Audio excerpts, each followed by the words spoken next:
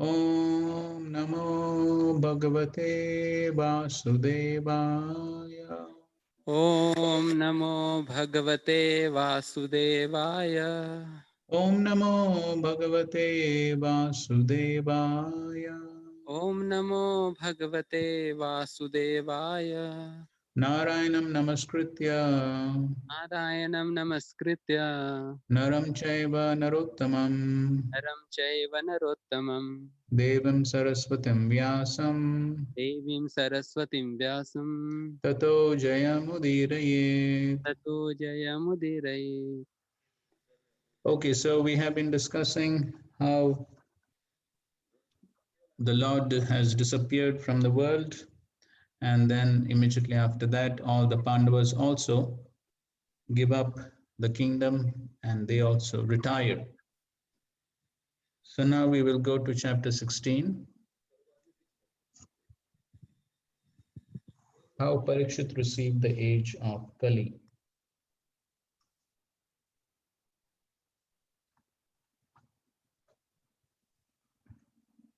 Text 1. Suta uvacha tata Parikshit Vijavarya Shikshaya Mahim Mahabhagavata Shashashaha Yata hi sutyam abhijata kovidaha samadishan vipramahat gunastatha. Sutta Goswami said, O learned Brahmanas, Maharaj Parikshit then began to rule over the world as a great devotee of the Lord under the instructions of the best of the twice-born Brahmanas. He ruled by those great qualities which were foretold by expert astrologers at the time of his birth. Purport. At the time of Maharaj Parikshit's birth, the expert astrologer Brahmanas foretold some of his qualities. Maharaj Parikshit developed all those qualities, being a great devotee of the Lord.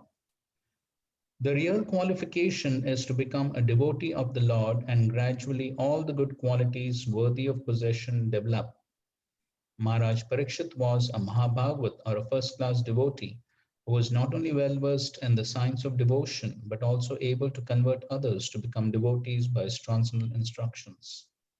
Maharaj Parikshit was therefore a devotee of the first order, and thus he used to consult great sages and learned Brahmanas who could advise him by the Shastras how to execute the state administration. Such great kings were more responsible than modern elected executive heads because they obliged the great authorities by following their instructions left in Vedic literatures. There was no need for impractical fools to enact daily a new legislative bill and to conveniently alter it again and again to serve some purpose. The rules and regulations were already set forth by great sages like Manu, Yajnavalkya, Parashara, and other liberated sages, and the enactments were all suitable for all ages in all places. Therefore, the rules and regulations were standard and without flaw or defect. Kings like Maharaj Parikshit had their council of advisors, and all the members of that council were either great sages or brahmanas of the first order. They did not accept any salary, nor had they any necessity for such salaries. The state would get the best advice without expenditure. They were themselves Samadarshi, equal to everyone, both man and animal. They would not advise the king to give protection to man and instruct him to kill the poor animals. Such council members were not fools or representatives to compose a fool's paradise. They were all self-realized souls, and they knew perfectly well how all living beings in the state would be happy, both in this life and in the next.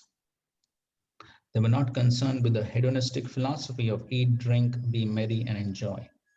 They were philosophers in the real sense, and they knew well what is the mission of human life. Under all these obligations, the advisory council of the king would give correct directions, and the king or executive head, being himself a qualified devotee of the Lord, would scrutinizingly follow them for the welfare of the state. The state in the days of Maharaj Yudhishthir or Maharaj Parikshit was a welfare state in the real sense of the term, because no one was unhappy in that state, be he man or animal. Maharaj Parikshit was an ideal king for a welfare state of the world. Okay, so here Sutta Goswami is describing about Maharaj Parikshit, how he developed all the wonderful qualities. Why? Because Mahim Bhagavata, because he was a great devotee, Mahabhagavat devotee. And so therefore he developed all the good qualities. Yasya asti bhaktir bhakti akinchana sarver gunais tatra samasate sura. So we already had a discussion on this point in one of our previous classes about devotees developing all the good qualities and how one should practice also to try and develop these qualities.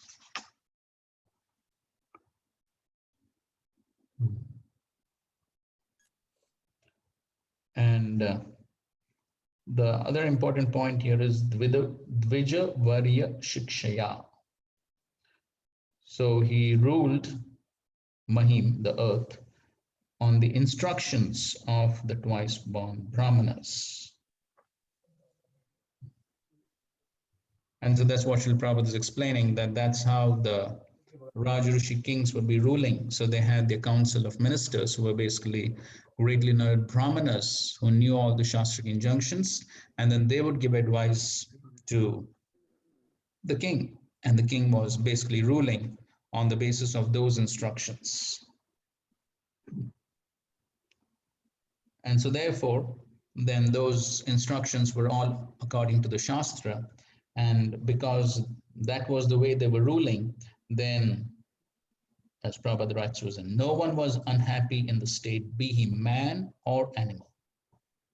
And so therefore, we have seen previously also the descriptions of the rule of Maharaj Yudhishthir and all these great Rajarishis. So because they were basically ruling according to the instructions of the great Brahmanas, according to the instructions of the Shastras, then we find that there was great happiness and peace in the society. And so that's very important. We also find in the instructions which the Lord gives to Maharaj Prithu, that comes later on, of course, in the 4th canto. But then basically that's what the Lord tells Maharaj Prithu also, that how he must rule according to the injunctions of the Shastras.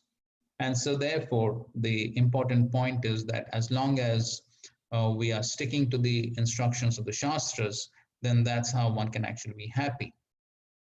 The point comes later on also in this chapter. But then that's the important point.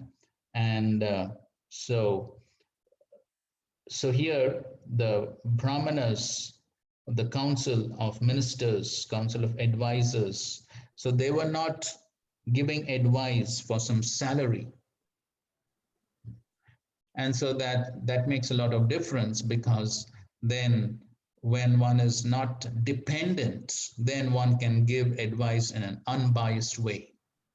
If one is dependent on the king, and then the person will be very much worried. So if I give some advice which is not pleasing to the king, then I will lose my job or lose my salary and things like that. But here we find, because the Brahmanas were not dependent. So that's Brahmanas, Prabhupada explains in so many of his lectures. So Brahmanas means they don't accept salary.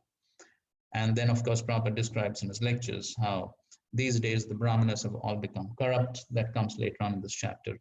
And so then they're serving other people for salaries, but that's not Brahmana. Brahmana means he doesn't depend on anyone for salary.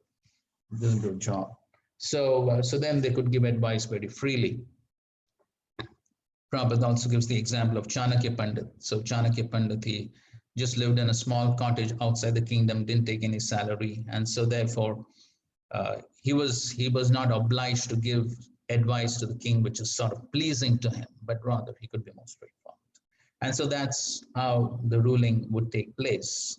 And so the important point is that how it's very important that administration should always be according to the instructions of great learned Brahmanas and the Shastras, and then it'll be possible for everyone to be actually happy.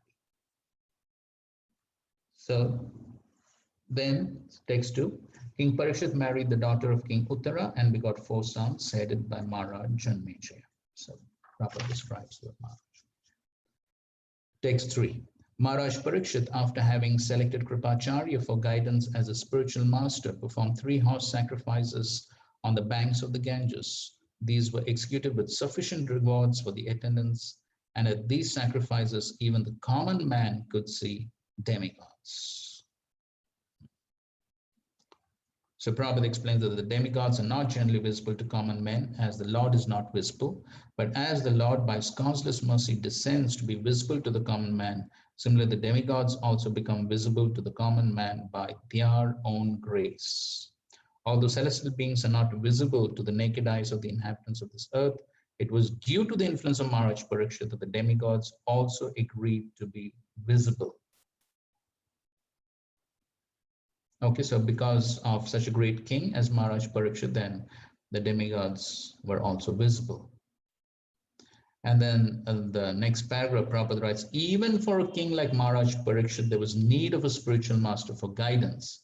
Without such guidance, one cannot make progress in spiritual life. The spiritual master must be bona fide, and one who wants to have self-realization must approach and take shelter of a bona fide spiritual master to achieve real success. So Prabhupada is stressing on that point. Even for a king like Maharaj Parikshit, there was need of a spiritual master. And of course, as Prabhupada explained so many lectures, so it's not that one accepts spiritual master simply for a show, but then if one accepts a spiritual master, then one needs to follow, take guidance and follow instructions. That's the purpose of accepting spiritual. Tad vijnanatam sargurum eva vigachet. Prabhupada quoted this a million times, that it's must. And I don't remember if I mentioned this in a previous class, but then even in the case of Maharaj Bharat, Prabhupada explains that the reason why Bharat Maharaj, even though he was so elevated, he fell down. The reason was because he didn't follow the instructions of a spiritual master, or did not consult a spiritual master. And so however exalted one may be, that concept of accepting a spiritual master, taking guidance from the spiritual master is very important. And that's the key to real success. Again, something which Prabhupada repeated very often. And so therefore, whether one is as exalted as Maharaj Parikshit or Maharaj Bharat, whoever one may be, that principle always remains. And so therefore, Srila Prabhupada also often quoted Sri Chaitanya Mahaprabhu himself, who simply considered himself as a fool in front of the spiritual master. So then when one is having that attitude that I'm simply a fool, then one will take guidance, then one will take instructions and follow them. But if one thinks I already know, then why should I follow anybody else? Because now I'm senior, I'm mature, I can figure out things on my own, then why to consult anybody else? So that will be the mood. But then Sri Chaitanya Mahaprabhu, the Supreme Lord himself, is setting the example that what should be the mood? Always a fool in front of the spiritual master. So one is in that mode, then yes, then one will be open to take guidance, to take instructions, follow them, and then that's how one will make progress. And so therefore, we find the Lord himself sets the examples, and then all these great personalities, they also set that example. And so that's something which is very important, because Maya, the material energy, is always very powerful to delude us at any stage, And so therefore, one always has to be very alert and careful.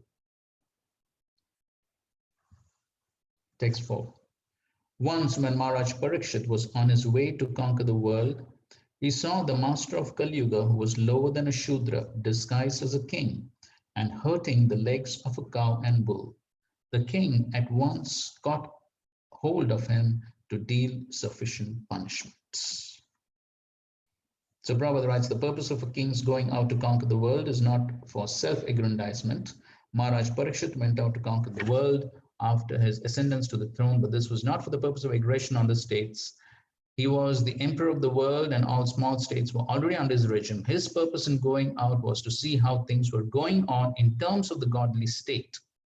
And Prabhupada explains in his lecture that what it means is basically that the king would see that the various members of the Varnashram are properly following their duties. the 4 varnas and 4 ashrams. And so that was the main reason why the kings would be touring the country. Prabhupada especially talks here about the bull and the cow. Human civilization means to advance the cause of Brahminical culture, and to maintain it, cow protection is essential. Okay, so Brahminical culture, cow protection are important aspects of Vedic civilization, Vedic culture, and of course, that's the Krishna conscious culture.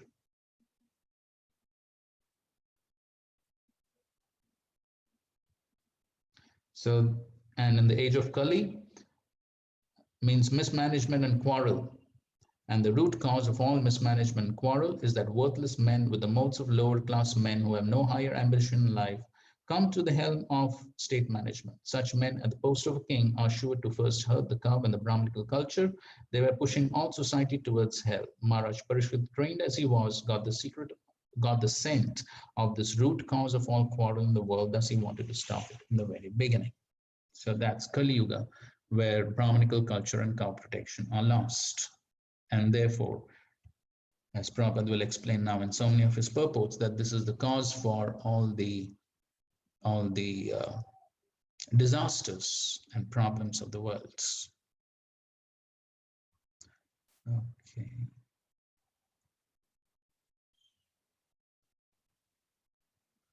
Okay, this is the next verse.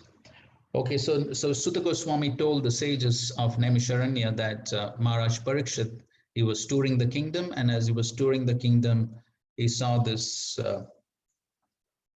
Shudra in the guise of a king hurting the legs of cow and bull, and he dealt with him sufficient punishment.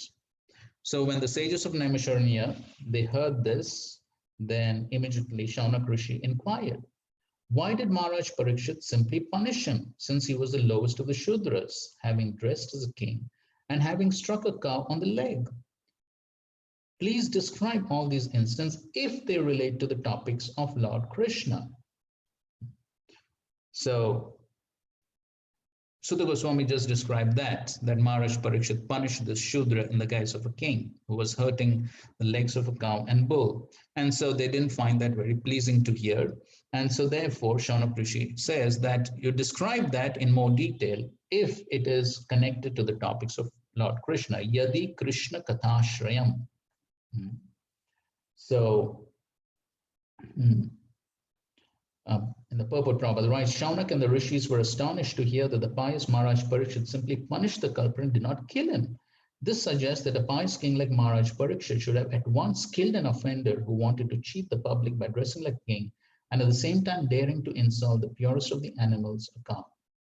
The rishis in those days, however, could not even imagine that in the advanced days of the age of Kali, the lowest of the Shudras will be elected as administrators and will open organized slaughterhouses for killing cows.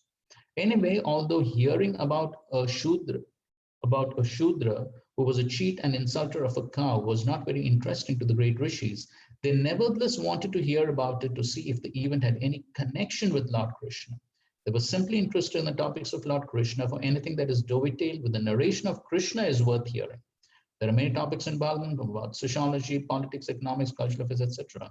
But all of them are in relation with Krishna, and therefore all of them are worth hearing. Krishna is the purifying ingredient in all matters, regardless of what they are. In the mundane world, everything is impure due to its being a product of the 3 mundane qualities. The purifying agent, however, is Krishna. So Krishna is Shuddham Apapa Viddham, Apavitra Pavitrova, Sarvavastam Gatopiva, Yasmaret Punrikaksham, Sabhaya Abhyantara Shuchi. So everything becomes purified when the connection to Krishna is there. And so therefore here, Shaunakadi Rishi, they're saying that you please describe these topics if there is that connection to Krishna. Otherwise, we're not interested in hearing these topics. Yadi Krishna Kathashrayam. So that's how they were only interested in topics connected to Krishna. Nothing is of importance or of interest if it is not connected to Krishna. And so that's how devotees should be very alert not to pollute themselves with topics unrelated to Krishna. That's how a devotee is always alert. Shaunakadi Rishi is showing through their example. Okay, this Prabhupada's lecture on the points. Please read.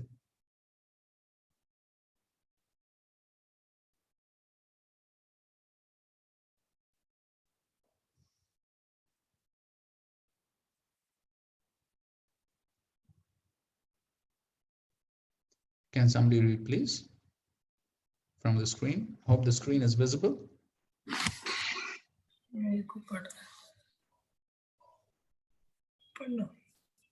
So here is the basic principle is Yadi Krishna Kathashrayam.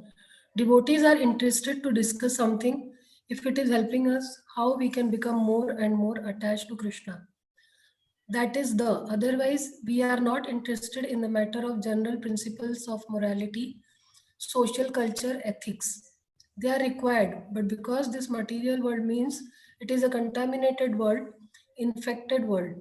So here in this material world, so-called morality or immorality is the same because it is infected. Just try to understand. If there is an epidemic infection, so in that condition, first of all, what is the necessity? First thing is to disinfect the epidemic. In the infected area, you cannot derive any benefit by discussing morality or immorality. The man is dying out of infection. So to a immediately dying person who is sure to die due to infection, what is the use of giving him instruction of morality or immorality? He is going to die. Continue. Similarly, in this world, they have invented so many things. Philanthropism, altruism, nationalism, this ism, that ism. But without Krishna, it is the same position. Without Krishna consciousness, he is going to hell. However moral he may be, however pious he may be, so-called. If he does not know Krishna, it has no meaning. Therefore, the first condition was that we are interested to hear about Maharaj Parikshit punishing the Kali, provided it helps us to advance in Krishna consciousness. Otherwise, we have no interest. This should be the principle of devotees. We can take part in everything, politics, sociology or philanthropism, altruism. There are so many things they have discovered. Provided by taking part in the department of activities, we advance our Krishna consciousness. Otherwise, reject. Don't take part. You will be implicated. There, that philosophy technique, dhari what machana chodnya pani, that we should fish but don't touch the water. If on the plea of fishing, you fall down in the water and you are gone, washed away, then what is this? Yes. So, so the point that Prabhupada is making is this should be the principle of devotees. This should be the principle of devotees. What is that? That anything should help us to advance in Krishna consciousness. Otherwise, we have no interest. So anything that we do, we have to see whether that is anukulyasya sankalpa. So whether that is anukul, whether that's favorable to advancing in Krishna consciousness. So if anything that we're doing is not favorable, anything that we're hearing, anything that we're speaking, or any other activity that we're doing, if it is not favorable to our advancement in Krishna consciousness, then reject. That's the principle which devotees need to follow. And that's how we can be saved from the influence of the material energy. Otherwise, there are so many topics to hear, so many topics to speak, and so many activities to do, but the basic foundational principle that the devotee has to be careful about is to see how much that is going to help one progress in devotional service. Okay, text 6. Let's recite this verse. Athavasya padam boja makaranda liham satam kimanyer asadalaper ayusho yad asadvyayaha. The devotees of the Lord are accustomed to licking up the honey available from the lotus feet of the Lord. What is the use of topics which simply waste one's valuable life? So Shaunaka Rishi are saying that devotees, they are simply interested in makarand liham satam. They're only interested in the honey from the lotus feet of the Supreme Lord. So what's the use of other topics? Ayusho yat asadvyaha. All the other topics are simply a waste of time. So Prabhupada writes, to a pure devotee who is actually related with the Lord, such mundane things are transcendental if dovetailed with the Lord or with his pure devotees. We have heard and talked about the activities of Pandavas, and we now are dealing with the topics of Maharaj Parikshit. But because all these topics are related to Lord Sri Krishna, they're all transcendental, and pure devotees have great interest in hearing them. So Prabhupada very often would give the example of the Battle of Kurukshetra. So we discuss the Battle of Kurukshetra, not any other battle. Why? Because there is that connection to Krishna. Our duration of life is not very long, and there's no certainty of when we shall be ordered to leave everything for the next stage. Thus, it is our duty to see that not a moment of our life is wasted in topics which are not related with Lord Krishna. Any topic, however pleasant, is not worth hearing if it is devoid of its relation to Krishna. Okay, so only some things which are in relation to Krishna, that's what we should take interest in. So therefore, Prabhupada ends the purport by saying, those who want to live forever without changing their material bodies should not waste valuable time with topics other than those relating to Lord Krishna and his devotees. Okay, a lecture on this verse, please read.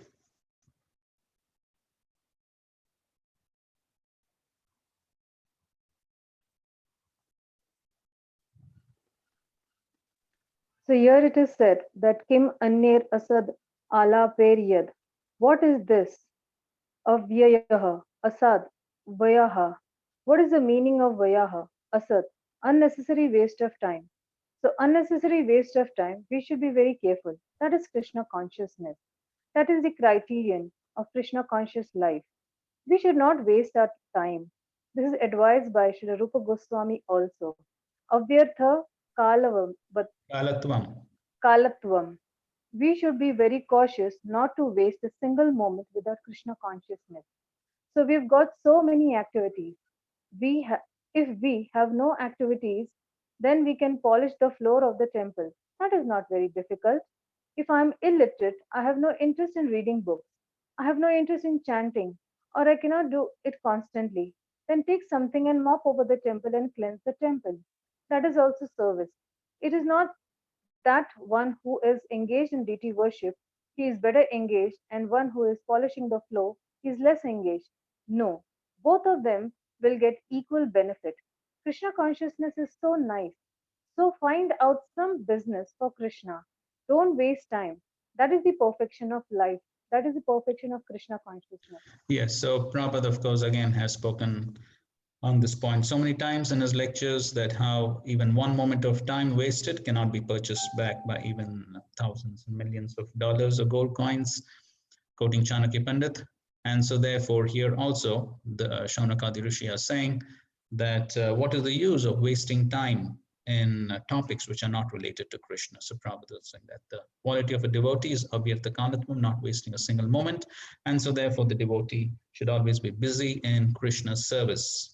In one lecture, Prabhupada says that a devotee means every moment he should be thinking, have I used this moment properly in Krishna's service? That's how a devotee should be focused. And so, text 7. O Sutta Goswami, there are those amongst men who desire freedom from death and get eternal life. They escape the slaughtering process by calling the controller of death Yamaraj. So the sages are saying that so those who desire freedom from death and get eternal life, Martyanam Rutam Ichatham. So those who want eternal life, then they should call Yamaraj. And then Yamaraj is a Vaishnav. So if he gets busy hearing Krishna Katha, then nobody will meet death. So Prabhupada writes how modern scientists are trying to avoid death by physiochemical advancement of knowledge, but alas, the control of death, Yamaraj, is so cruel that it does not spare even the very life of the scientist himself. What to speak of stopping death? No one can enhance the short period of life even by a fraction of a moment. The only hope of suspending the cruel slaughtering process of Yamaraj is to call him to hear and chant the holy name of the Lord. Yamaraj is a great devotee of the Lord, and he likes to be invited to kirtans and sacrifices by the pure devotees who are constantly engaged in the devotional service of the Lord. Thus, the great sages said by Shaunak and others invited Yamaraj to attend the sacrifice performed at Naimisharanya. This was good for those who did not want to die. And take state. As long as Yamaraj, who causes everyone's death, is present here, no one shall meet with death. The great sages have invited the controller of death, Yamaraj, who is the representative of the Lord. Living beings who are under his grip should take advantage by hearing the deathless nectar in the form of this narration of the transcendental pastimes of the Lord.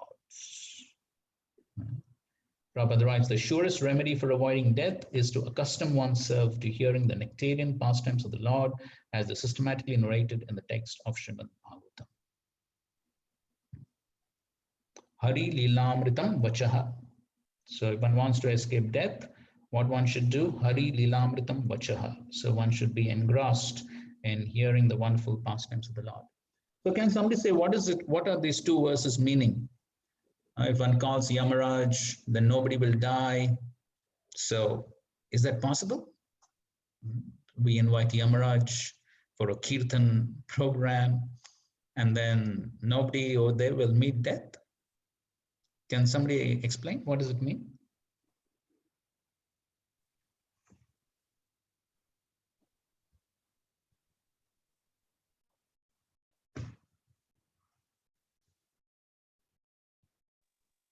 Prabhuji, what I've tried to understand is that like modern scientists also, while they talk about escaping death, they themselves become like victims of Yamaraj, who's the controller of Yes. death.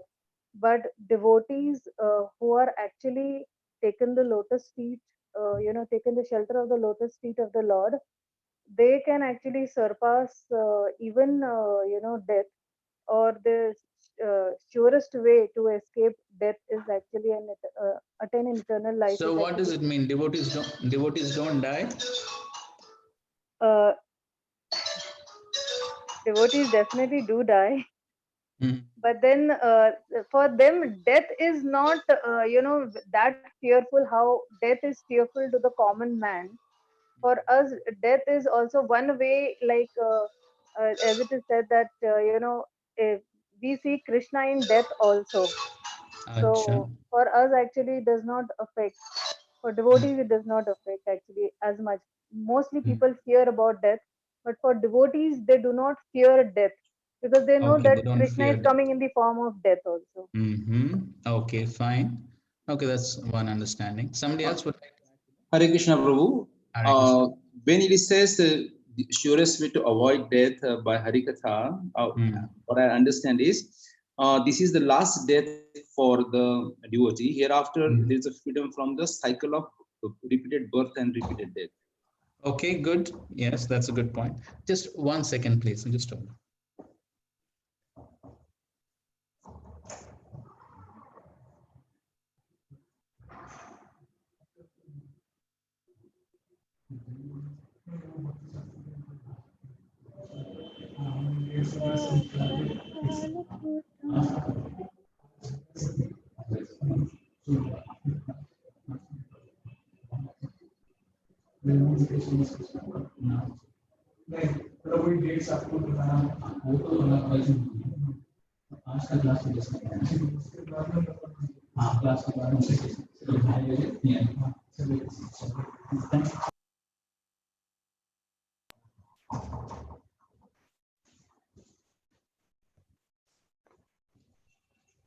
Hare Krishna.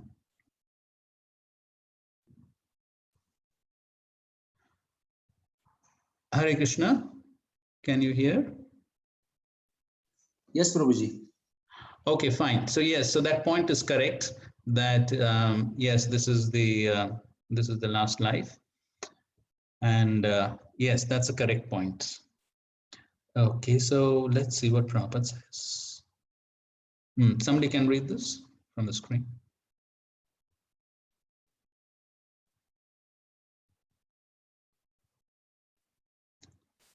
Yes, any of the brahmacharis? Brahmacharis are Maun Vrat today or what?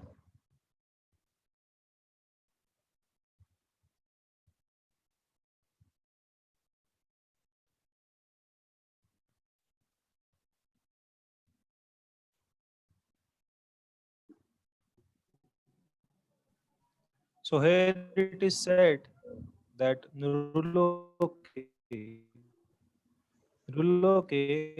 in this human form of body, here advising Aho Nuruloke Piyet Hari Lilamrutam Vachaha. This is advised. Those who are born in the human society should join this Krishna consciousness movement, where simply our business here. It's not clear. There's something wrong. Constantly 24 hours, we are engaged in Hari Lilam. Not able to hear me. Not clear. It's breaking. Seems bandwidth is low, Proji. Someone else can read. Okay, maybe somebody else can read then. Proji, it seems my bandwidth is low here. Right, Some right, internet issue. right. Someone else can read, yes. Yes, yes, somebody else can read. That's true. I can read, Prabhu. Go ahead. So here it is said that Naloke in this human form of body. Here advising Aho Naloke Piyeta Hari Lilamratam Vachaha. This is advised. Those who are born in the human society, they should join this Krishna consciousness movement where simply Hari Lilamratam Vachaha. There is no other business. What is our business here? Constantly 24 hours we are engaged in Hari Lilamratam Vachaha. That's all. And so long you are engaged in Hari Lilamratam Vachaha, there is no question of death. There is no question of death. Then if you say, we are seeing that devotees are dying. Yes, but death has been stopped. Then still why is dying? He is not dying. He is going back to home, back to Godhead. Tyaktva deham punarjanma naiti mameti so kaunteya. Tyaktva deham. He has given up this body, but he is not going to accept anymore a body like this. Then mameva. He is coming to me. What is that mameva? Yad gatva nanivartante tadhama paramam mama. If you go somehow or other to Krishna, you will never come back. Yes, so that is the meaning of one doesn't have to meet Yamaraj, or one does not have to meet death. So basically, the death of a devotee is not like that of any other ordinary person, but then basically he is going back to the spiritual world as long as he's engaged in Hari Lilamritam Vachaha. There is... Okay, somebody read this, please.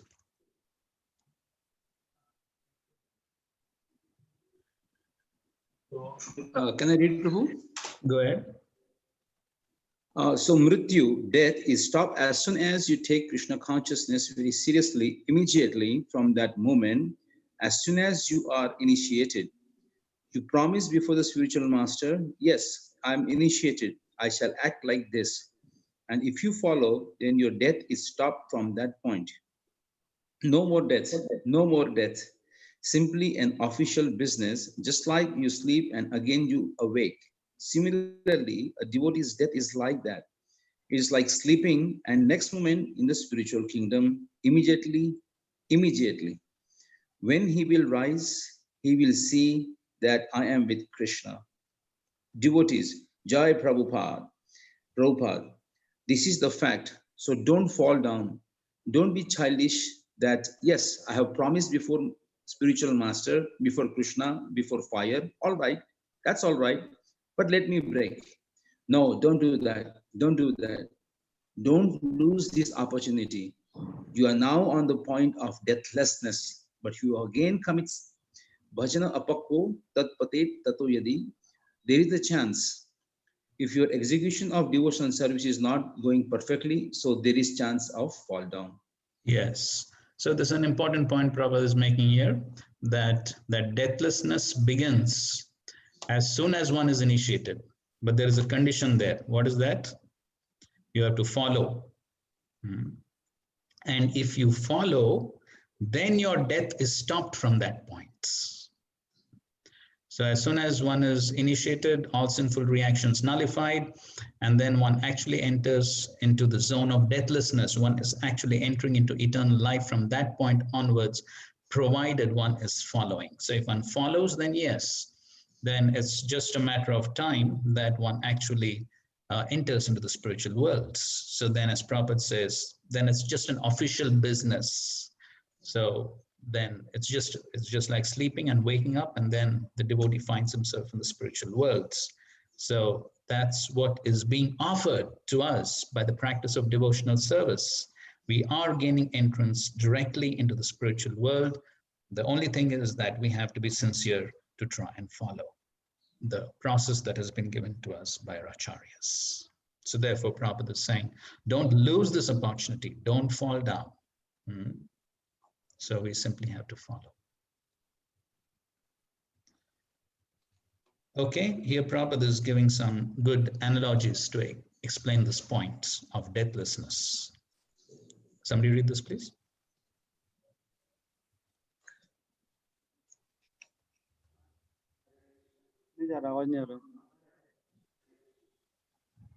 Now, if somebody argues that here is a devotee is also dying, a devotee is also dying, how can I say that it is deathlessness? No, he does not know. Devotee is not dying. There is very good example. Just like a cat, he catches the rat and he catches his cub also. But these two kinds of catching is different.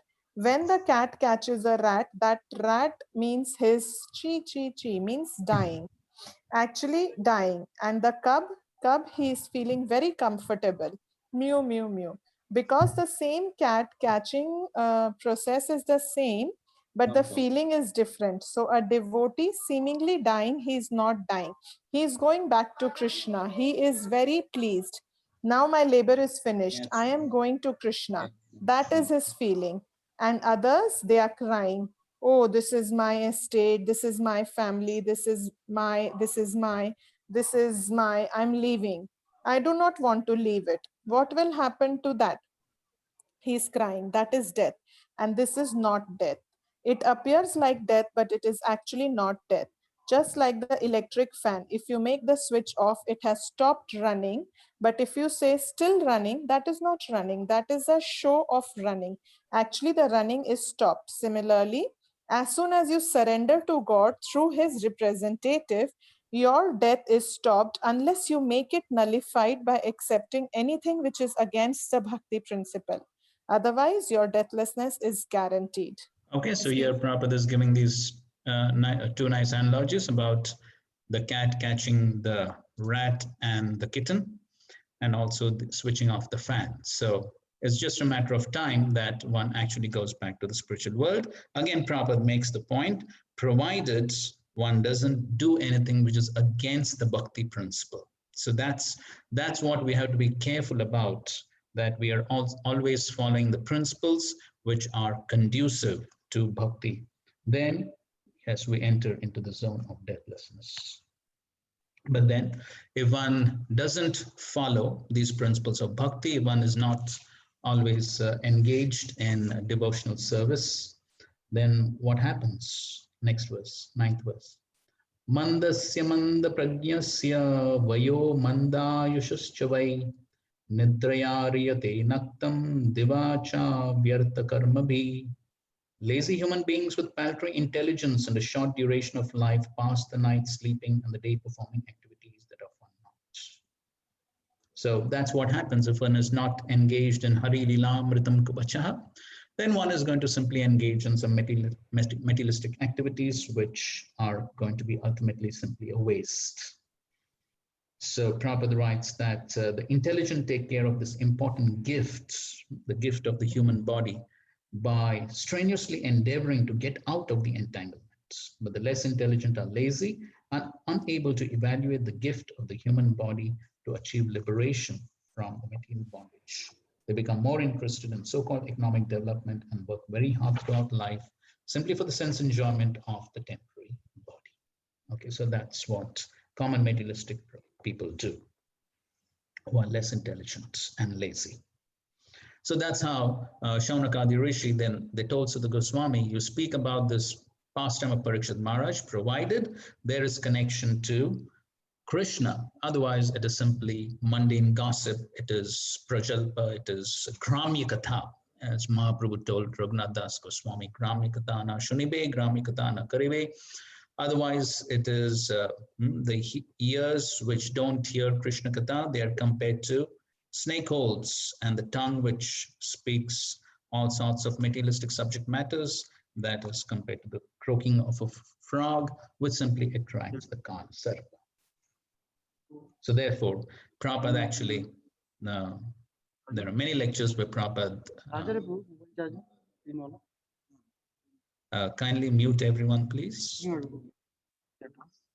So, so therefore, Prabhupada in many lectures, he speaks on this point. Don't waste time. Utilize every moment for Krishna and Krishna's service. So now, so the Goswami begins to speak about the activities of Maharaj Parikshit, text 10.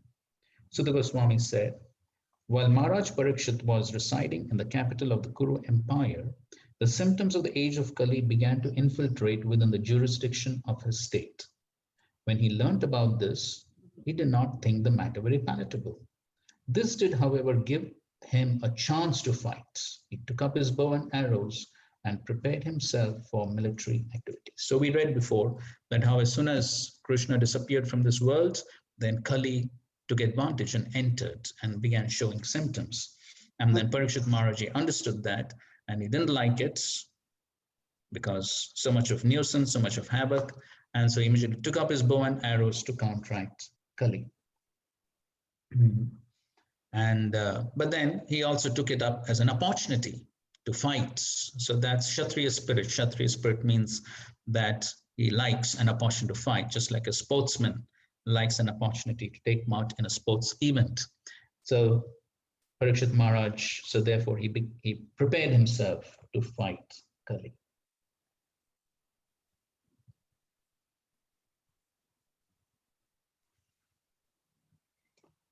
So Prabhupada writes that Maharaj Parikshit heard that some of the people of the state had already taken to those symptoms, and he wanted to take immediate steps against such causes of unrest. This means that at least up to the regime of Maharaj Parikshit, such symptoms of public life were practically unknown.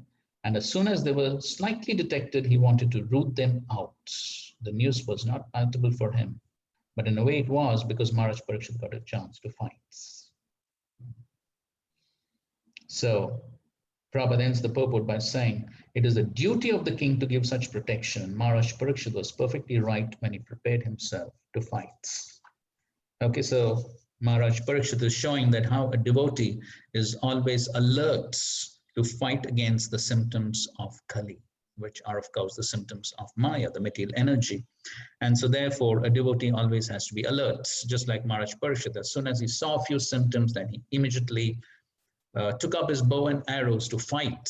So similarly, within our own lives as devotees also, we should be alert to detect at a very early stage the symptoms of Kali, the symptoms of the material energy, and immediately fight them out. So just like cancer, if detected in the early stages, then yes, it can be cured. But then if it becomes very advanced, then very difficult. So similarly, therefore, so much emphasis is laid on being in the association of devotees, taking guidance from the spiritual master. So these points are always emphasized because sometimes it becomes very difficult for us to detect the influence of Maya, because the modes are very strong and sometimes we are covered over. Just like if we wear yellow colored spectacles, everything just appears yellow. Even though something may be white, it appears yellow to us. Then somebody has to tell us, no, this is not yellow, this is white. And that's the purpose of the association. And therefore, Prabhupada emphasized that so much. Be in the association of devotees within ISKCON. Prabhupada emphasized that, as Bhaktacharya Maharaj again and again repeated that point, the instruction, don't leave ISKCON. So in ISKCON, we have the wonderful Sangha of devotees who can give us that help, who can help us detect the symptoms of Kali and help us root them out. So,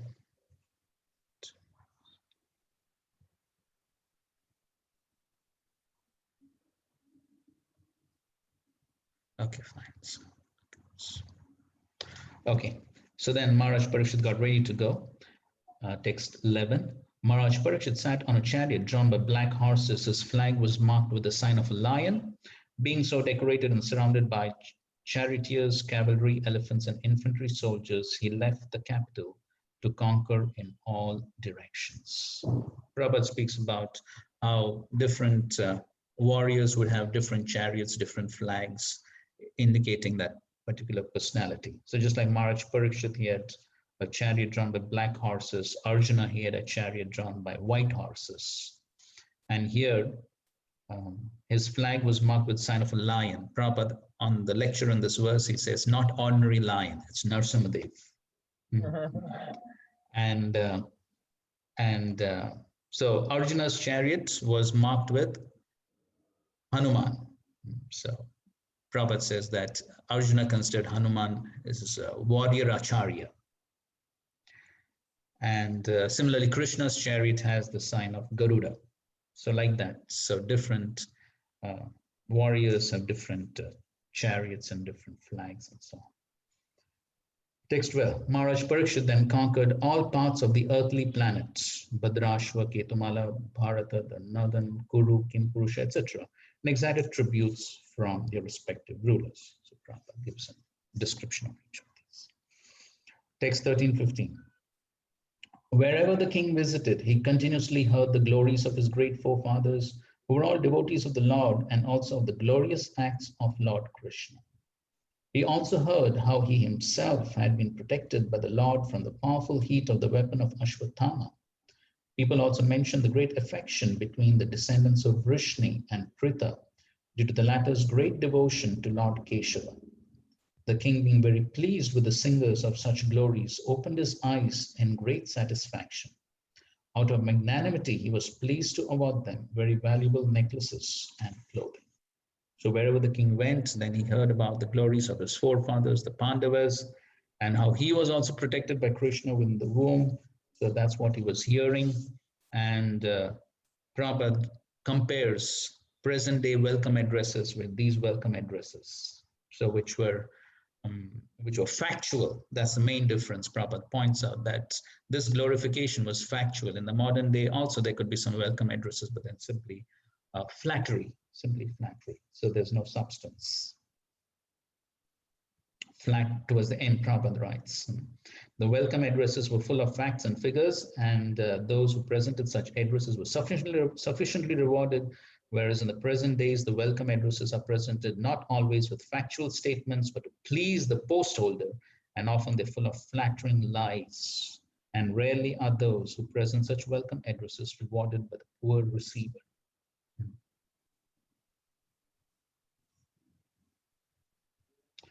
Before that, Prabhupada writes, the Lord descends specifically to deliver his devotees, Paritranaya Sadhunam. The devotees are glorified by the presence of the Lord because they cannot live for a moment without the presence of the Lord and his different energies. The Lord is present for the devotee by his acts and glories, and therefore Maharaj Parikshit felt the presence of the Lord when he was glorified by his acts, especially when he was saved by the Lord in the womb of his mother. The devotees of the Lord are never in danger, but in the material world, which is full of dangers at every step, the devotees are apparently placed in dangerous positions. And when they're saved by the Lord is glorified. Okay, so that's how the Lord, he acts for the devotees. And then when he acts for the devotees, the Lord's activities are glorified. Text 16 continues what Maharaj Parikshit heard. Maharaj Parikshit heard that out of his causeless mercy, Lord Krishna, Vishnu, was universally obeyed, rendered all kinds of service to the malleable sons of Pandu by accepting posts ranging from chariot driver to president to messenger, friend, night watchman, etc., according to the will of the Pandavas, obeying them like a servant and offering obeisances like one younger in years. When he heard this, Maharaj Parikshit became overwhelmed with devotion to the lotus feet of the Lord. So that's how the Lord reciprocated with the devotional service of the Pandavas. Prabhupada writes, simply by appreciating the dealings of the Lord with his pure devotees, one can attain salvation. The Lord's dealings with his devotees appear to be ordinary human dealings, but one who knows them in truth becomes at once eligible to go back home, back to Godhead. And that's the important point. Why the Lord reciprocated? The Pandavas were so malleable to the will of the Lord that they could sacrifice any amount of energy for the service of the Lord. And by such unalloyed determination, they could secure the Lord's mercy in any shape they desired. So that's the important point. That if we want to attract the Lord's mercy, then this is the qualification that's required, malleable to the will of the Lord. So simply being a puppet in the hands of the Lord. So when one agrees to be a puppet like that, then yes, then the Lord also reciprocates. Of course, the best example for us, Srila Prabhupada himself, who was totally malleable in the hands of the Lord, who simply wanted to be a puppet in the hands of the Lord, spiritual master. And so then we see how the Lord reciprocated in such a wonderful way by which he could establish this Krishna consciousness movement all over the world. And so therefore, Srila Prabhupada was always endeavoring to glorify Krishna, and then Krishna glorified Srila Prabhupada. And so that's always the reciprocation between the Lord and his devotees. So the important point is being malleable to the will of the Lord. And we know the meaning of the word malleable, moldable. And so it said the most malleable metal is gold. It can be molded into thin strips or in whatever way one wants. So if one is ready to become malleable to the will of the Lord, simply agree to be a puppet in the Lord's hands, then yes, then the Lord also reciprocates accordingly. And then of course we find that among so many of Srila Prabhupada's disciples, how they were malleable to the will of Srila Prabhupada. We know all the glorious examples like Brahmanand Prabhu and Yamuna Mataji and Tamal Krishna Maharaj, and so many examples. And so because they were so malleable to the will of Srila Prabhupada, then we find so much of mercy now, by which in a short time, they could make such a rapid progress in devotional service. So Parikshit Maharaj was hearing all these glorifications of the Pandavas as he was touring his kingdom.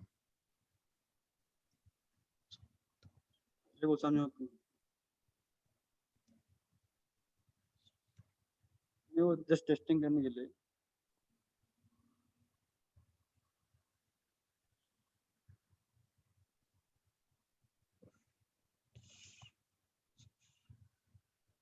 Okay.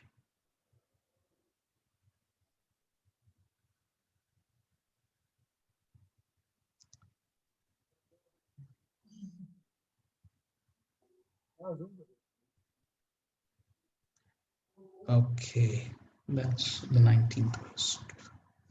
We'll come to that. Okay, so now you may hear, text 17, now you may hear from me of what happened while Maharaj Parikshit was passing in his days, hearing of the good occupations of his forefathers and being absorbed in thoughts of them. So Maharaj Parikshit, he is absorbed in thoughts of the Pandavas and the Lord's dealings with the Pandavas. That's what he's absorbed in. And as that's going on, there is another event that is taking place. Okay, so from text 18, now Parikshit Maharaj, Sutta Goswami slightly changes the scene, and now he's going to describe another incident that is going to take place.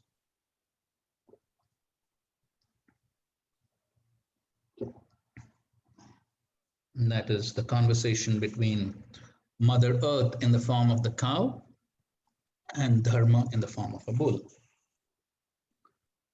So text 18. The personality of religious principles Dharma was wandering about in the form of a bull. And he met the personality of Earth in the form of a cow who appeared to grieve like a mother who had lost her child. She had tears in her eyes and the beauty of her body was lost. Thus Dharma questioned the earth as follows. So Prabhupada writes, the bull is the emblem of the moral principle and the cow is the representative of the earth. When the bull and the cow are in a joyful mood, it is to be understood that the people of the world are also in a joyful mood. The reason is that the bull helps production of grains in the agricultural fields, and the cow delivers milk, the miracle of aggregate food values. The human society, therefore, maintains these two important animals very carefully so that they can wander everywhere in cheerfulness. By the present moment in this age of Kali, both the bull and the cow are now being slaughtered and eaten up as foodstuff by a class of men who do not know the Brahminical culture. The bull and the cow can be protected for the good of all human society simply by the spreading of Brahminical culture as the topmost perfection of all cultural affairs. By advancement of such culture, the morale of society is properly maintained and so peace and prosperity are also attained without extraneous efforts. When Brahminical culture deteriorates, the cow and bull are mistreated and the resultant actions are prominent by the following symptoms. And so now what are going to be described is basically symptoms of Kali, which Dharma is going to ask the cow. So text 19, Dharma Uvacha. Dharma in the form of a bull asked, Madam, are you not hale and hearty? Why are you covered with the shadow of grief? It appears by your face that you have become black. Are you suffering from some internal disease, or are you thinking of some relative who is away in a distant place? And as you see in these purports now, Srila Prabhupada, both here in his purports and in his lectures, basically describes the symptoms of Kali. So that's what Dharma is asking. So he's basically asking the cause of the cow's lamentation. And the cause of lamentation is basically the various symptoms of Kali that are becoming visible. So Prabhupada writes that in this age of Kali, always full of anxieties, everyone is diseased with some kind of ailment. From the very faces of people of this age, one can find out the index of the mind. Prabhupada quoted that, face is the index of the minds. And everyone feels the absence of his relative who's away from home. So Prabhupada writes how families are breaking apart in this age of Kali Yuga.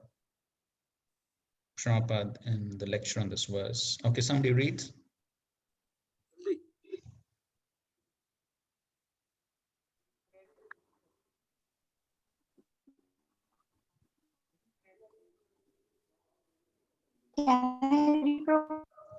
Mm-hmm.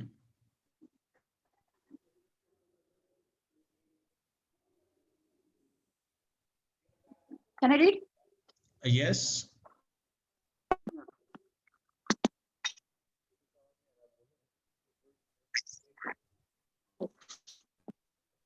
This is very essential. It's not clear. Okay, can I try, Prabhu? Go ahead. Whoever can read clearly, go ahead. Okay, this is very essential to keep cows very comfortably. If they feel comfortable, then you get the most nourishing food, milk. We are particularly seeing in our new Vrindavan center, because the cow are feeling secure in our custody, they are delivering milk up to the 8 pounds daily. You will be surprised. Okay, so Prabhupada is explaining that when the cows are properly taken care of, then they can provide so much of milk. And so therefore, taking care of the cows and bulls is very important. Text 20. I have lost my 3 legs. Okay, so Dharma in the form of a bull is saying, I have lost my 3 legs and am now standing on one only.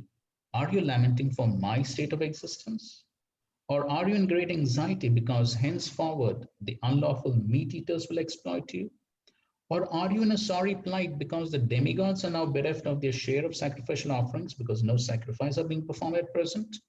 Or are you grieving for living beings because of their sufferings due to famine and droughts?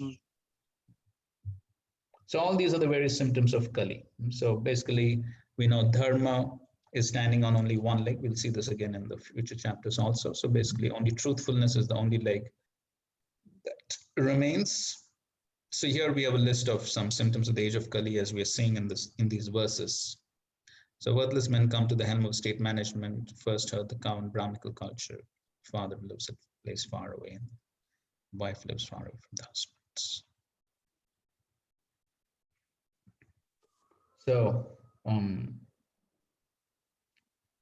So as we're saying that only truthfulness is somewhat present. Of course, Prabhupada in a lecture says even truthfulness is also almost totally gone in the current age. But anyway, that's only somewhat present. Purport Prabhupada writes, with the progress of the age of Kali, four things particularly, namely the duration of life, mercy, power of recollection, and moral or religious principles will gradually diminish.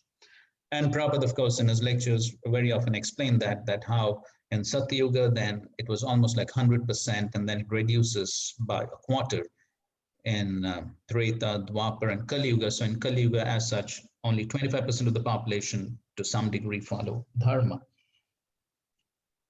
And duration of life is reduced in this age of Kali.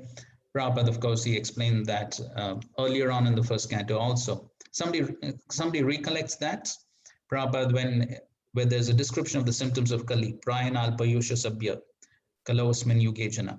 So there Prabhupada describes what is the cause of shortened duration of life. Somebody remembers?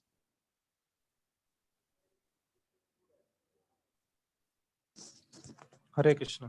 Yes. So Prabhupada writes it is because of irregular habits and irregular lifestyle and one more thing. Yes, that's the main thing Prabhupada writes is, yes, irregular lifestyles. Yes. And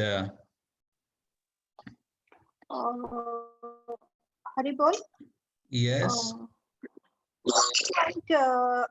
I think the Prabhupada mentioned was over dependence on other people's mercy. Yes, that's also there. Yes. But shortened duration of life is essentially, he says, is due to irregular lifestyles. So let us go to it quickly. And, that's the 10th of the first chapter. Yes. So in Kali Yuga, the duration of life is shortened not so much because of insufficient food, but because of irregular habits. And he says, Prabhupada is giving two solutions to maintain good health. And this is even medically correct by Ayurveda. By keeping regular habits and eating simple food, any man can maintain his health. Regular habits, that means eating at regular times and doing everything at regular times, and simple food, easy to digest, not too rich. So yes, so life is shortened because of irregular habits. So that's one of the main causes. And regarding mercy, Prabhupada explains that how he talks about his experience, especially in the Western countries. He says, here, even if somebody is being murdered, killed, nobody will bother. That's how mercy is reduced. So nobody has any mercy. And then power of recollection, of course, we know that. Previously, everyone was Shrutidhar, no need of books, but then now hardly any memory. So that's how. So he says these are the four important symptoms of Kali.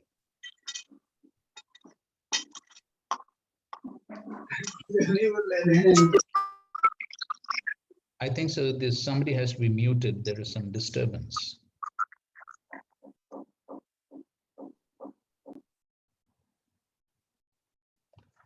Okay.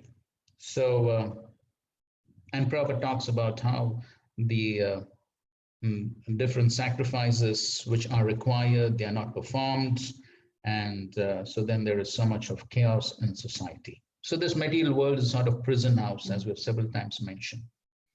So the demigods want to see that the rebel living beings who want to survive faithlessly are gradually turned towards the supreme power of the Lord. Therefore, the system of offering sacrifice is recommended in the scriptures. So there's no sacrifice in this age. Text 21.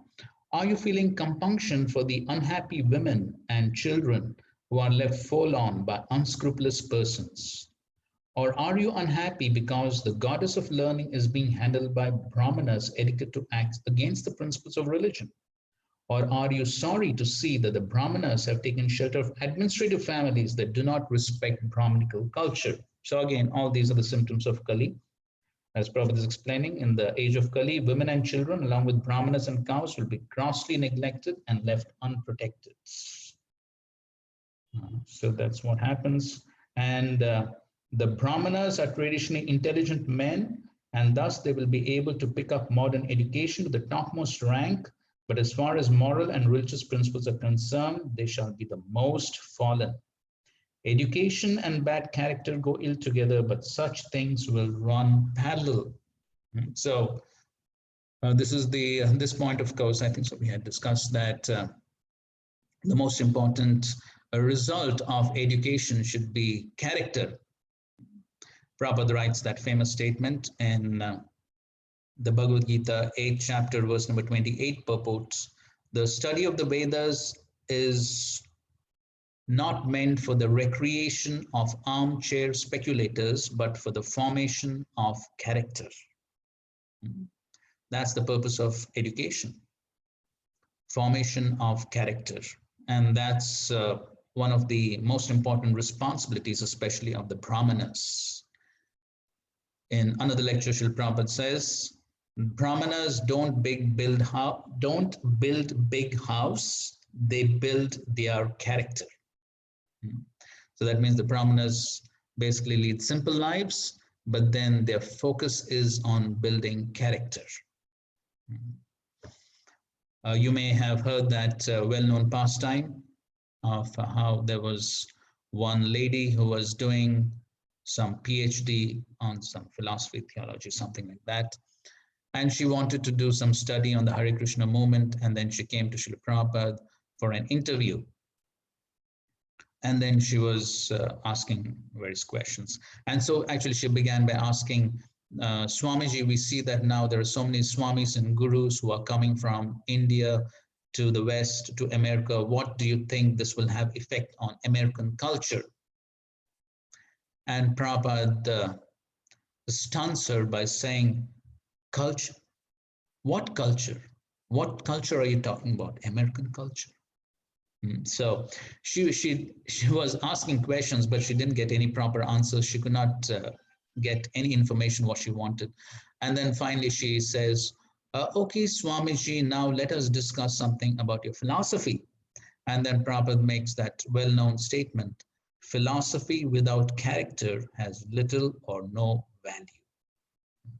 And so therefore we find that throughout the scriptures, this study of philosophy and education is meant for the development of good qualities, character. The transformation of heart has to take place. That's the purpose of the study of scriptures. Vidya Vinaya Sampanne. When one has Vidya, the result should be one should develop qualities like humility. That's the reason why Lord Balaram, he finished off Romaharsha, because he found that even though he was a great learned person, disciple of Vyasadeva, but did not have any good qualities like humility. And so therefore, we should always keep this point in focus that our purpose of the study of the scriptures is to actually imbibe the principles of the scriptures, practice them, and bring about a transformation of character. And that is the most powerful preaching, actually. So if we are studying the scriptures, but there's no change in character, then others will not be inspired to either take up the practice of devotional service or study the scriptures. So therefore, that's the most important thing. But then in Kali Yuga, so-called brahmanas in name only, but they won't have any character. And then the administrative heads as a class will condemn the tenets of Vedic wisdom and prefer to conduct a so-called secular state, and the so-called educated brahmanas will be purchased by such unscrupulous administrators. Even a philosopher and writer of many books on religious principles may also accept an exalted post in a government which denies all the moral codes of Shastras. The Brahmanas are specifically restricted from accepting such service, but in this age, they will not only accept service, but they will do so even if it is of the meanest quality. Okay, so that's what we find. So so-called Brahmanas, they serve the militia governments. That's what happens. And then they take to all bad habits. Text 22. The so-called administrators are now bewildered by the influence of this age of Kali, and thus they have put all state affairs into disorder. Are you now lamenting this disorder? Now the general populace does not follow the rules and regulations for eating, sleeping, drinking, mating, etc., and they're inclined to perform such anywhere and everywhere. Are you unhappy because of this? So, Kim Kshatrabandhu Kalino Prasishtan Snana Vyavayonmukha Jivalokam. So, Snana for bathing. Before that, of course, there is Rashtrani Vatir Avaropitani. Itastato Vasana Pana Vasaha. Vashana Pana Vasaha Snana Vyavaya Mukha Jivalokam. So there is disorder. Avaropitani, there is disorder in everything. Right from ashana means accepting food stuff, pana is drinking, vasa is residence, snana is bath, vyavaya is sexual intercourse. So all these are in disorder. Nobody follows them properly, no rules and regulations. So Prabhupada gives the example of the hippies. So they had practically nothing to eat. They had no residence. Vasa, they didn't have residence. They didn't have proper food to eat, no drinking, and no snan, no bathing. The most prominent part of their lives was vivaya, sexual intercourse. That's all. So that's Kali Yuga. So Kali Yuga, we find people have so much difficulty in getting proper food and water and residences. So all these are the problems of Kali Yuga. So, Prabhupada writes that how for the human being there are some rules and regulations, even for fulfilling common demands. The human society avoids such rules and regulations when it is bewildered by the influence of the age of Kali. So no rules and regulations. So Prabhupada gives Prabhupada says that just like in your country, Prabhupada is talking in America, that how if they open a restaurant, then they have inspectors who are supervising what's the type of food that is being offered, whether some standards are being maintained, and all that is checked. But then what is the use of checking all that? It's because the basic principle is it's all no rules and regulations are being followed. So then they're checking some standards and all that. What's the use of that? But in any case, he says, okay, they're checking some standards, but then the only standard that should be there as far as eating is concerned is only prasadam. That should be the standard. So who's following that? So that's how rules. There should be rules and regulations for everything, and they should be checked. And that was the purpose of the Kshatriyas touring the kingdom, to see that all these rules and regulations are being followed. But then Kali Yuga means no rules and regulations. Nothing is being properly followed. And unfortunately, sometimes that influences devotees also. And so then devotees also, because of the influence of Kali, then we find slackening of the following of rules and regulations. And that's how the problems begin. So therefore, one has to be extremely careful. Sometimes we do find that devotees are not very strict about only prasadam. Sometimes devotees also tend to buy something just from the stalls and eat. So one should be extremely careful. Everything begins with something small. One compromises on small things, and then it slowly leads to bigger things. Prabhupada gives the example of Ajamil. how he saw one scene, but then nowadays, so many such scenes. So therefore, all this is because the administrators are not competent. The administrators are untrained in the affairs of Kshatriya. Therefore, they are called as Kshatrabandhu. Text 23. O Mother Earth, the Supreme Personality of Godhead Hari incarnated himself as Lord Shri Krishna just to unload your heavy burden. All his activities here are transcendental and they cement the path of liberation. You are now bereft of his presence. You are probably now thinking of those activities and feeling sorry in their absence. Okay, so he's asking, are you feeling sorry because the Lord has disappeared from the earth? So the Lord had incarnated to relieve the earth of Bhuri Bhara, the burden. So Prabhupada explains that the burden of the earth is because of all these demoniac people performing so many sinful activities. So when people perform a lot of sinful activities, it's a huge burden on the earth.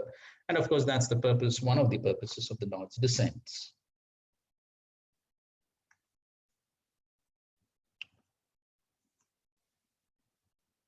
Prabhupada ends the purpose. Simply by remembering such activities, one can defy the pleasure derived from nirvana and reach the transcendental abode of the Lord to associate with him, eternally engaged in his blissful love and service. Text 24. That's the last verse of Dharma in the form of a bull asking questions to the earth in the form of cow. Mother, you are the reservoir of all riches. Please inform me of the root cause of your tribulations by which you have been reduced to such a weak state. I think that the powerful influence of time, which conquers the most powerful, might have forcibly taken away all your fortune, which was adored even by the demigods. So Dharma is saying that so once upon a time, when the Lord was present, then there was so much of good fortune, because whenever the Lord is present, then everything flourishes. So just like Maharani Kunti is also saying in her prayers, that now, till now you were present, then everything was in abundance, everything was flourishing so wonderfully. So Prabhupada explains that how when the connection to the Lord is there, when the Lord is present, then everything flourishes, even materially. So therefore, why yogikshema vahamyam. So if the connection to the Lord is there, the Lord provides everything, even the basic necessities of life, material necessities, everything is provided by the Lord. But then when there's a godless civilization, then even the material necessities are withdrawn. As Prabhupada writes in this purport also, by the grace of the Lord, each and every planet is created fully equipped. So not only is this earth fully equipped with all the riches for the maintenance of its inhabitants, but also when the Lord descends on the earth, the whole earth becomes so enriched with all kinds of opulences that even the denizens of heaven worship it with all affection. But by the will of the Lord, the whole earth can at once be changed. He can do and undo a thing by sweet will. Therefore, no one should consider himself to be self-sufficient or independent of the Lord's. So therefore, if we try to flourish materially, spiritually, without the strong connection to the Lord, it's not going to be possible.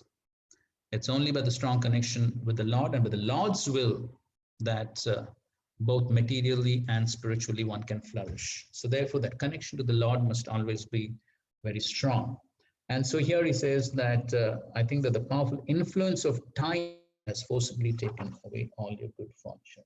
Kalinava te balinam baliyasa. So everything by the influence of time, then everything changes, because time is the energy of the Lord. As Krishna says in the Bhagavad Gita, Kalosmi. Let's just see if there is.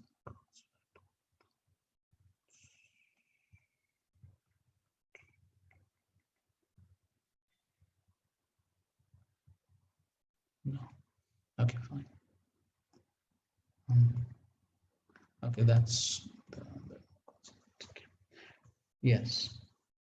So this is so these are all the questions which Dharma is putting to the cow, that is Mother Earth.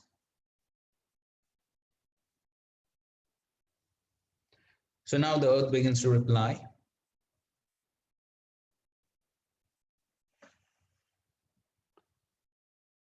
Dharani Uvacha. The earthly deity in the form of a cow thus replied to the personality of religious principles in the form of a bull. O Dharma, whatever you have inquired from me shall be known to you. I shall try to reply to all those questions. Once you too were maintained by your four legs, and you increased happiness all over the universe by the mercy of the Lord.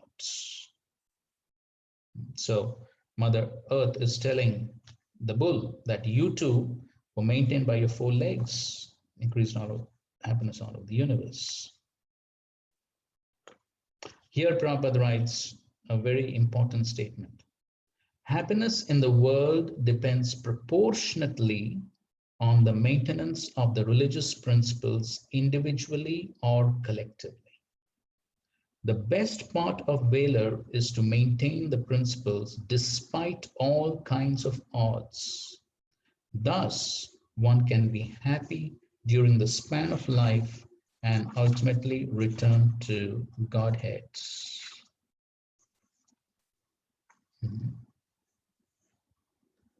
So happiness in the world depends on the following of principles of religion.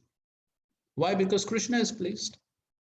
So when one properly follows the principles of dharma, then Krishna is pleased by that. When Krishna is pleased, then the jivas become pleased. And that is the principle.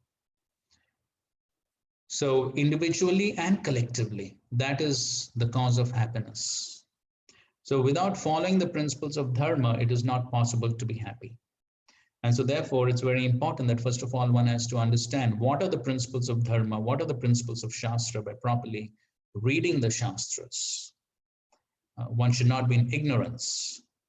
And then when one comes out of ignorance, then one should apply those principles. Then one can actually be happy. And so therefore, Prabhupada is writing that the best part of Valor is to maintain the principles despite all kinds of odds. So there may be so many distractions, there may be so many reasons why not to follow, so many justifications. That's how Maya always tricks the living entities. So many justifications, why not to follow? But then, in spite of all odds, means in spite of so many distractions, in spite of so many allurements, when one sticks to following, then one can be happy. So that's integrity. So even though there may be so many reasons why not to follow, when one still follows, then Krishna is pleased with that determination. So that requires determination, as we were discussing in the previous class also. Dhrida vrataha, that's what is required. So when that determination is there, then one will always follow the principles of dharma. Then one can be happy during this span of life and ultimately return to God.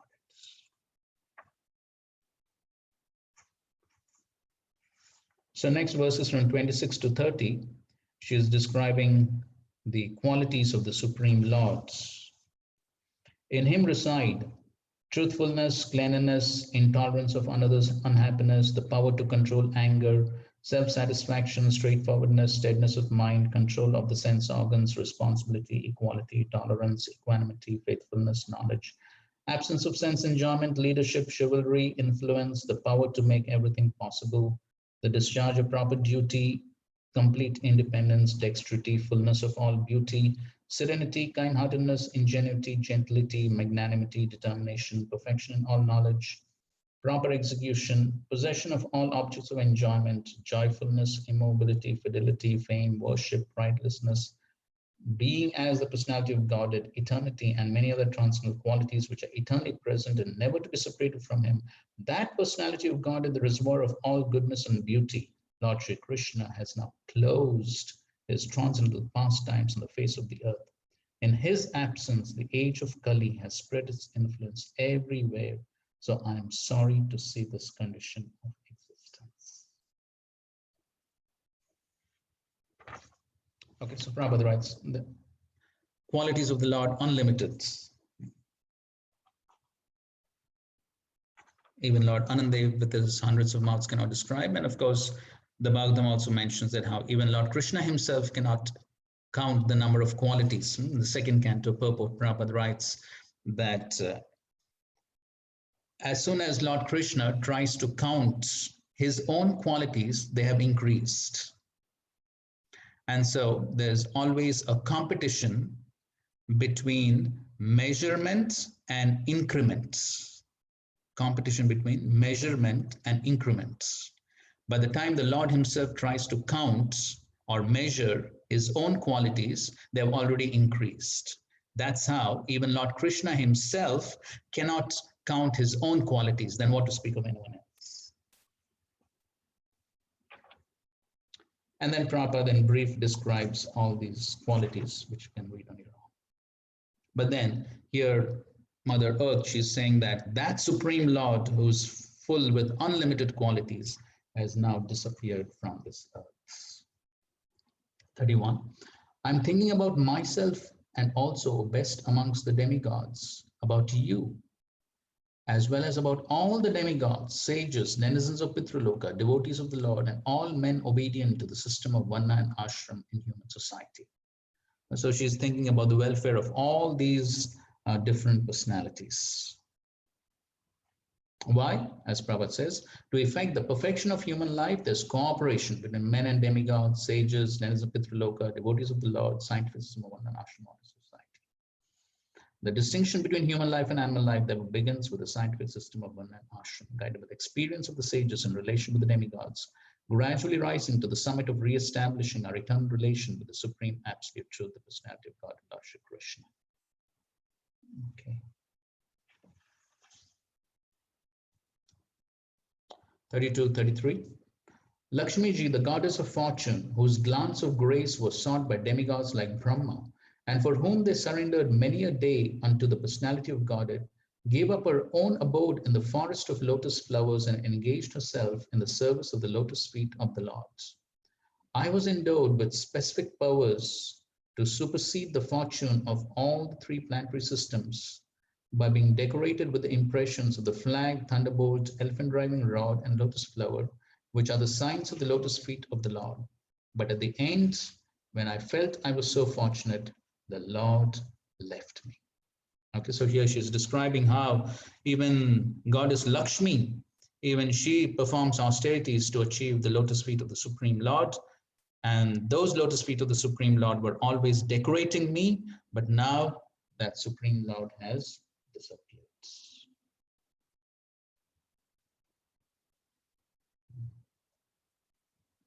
So here Prabhupada writes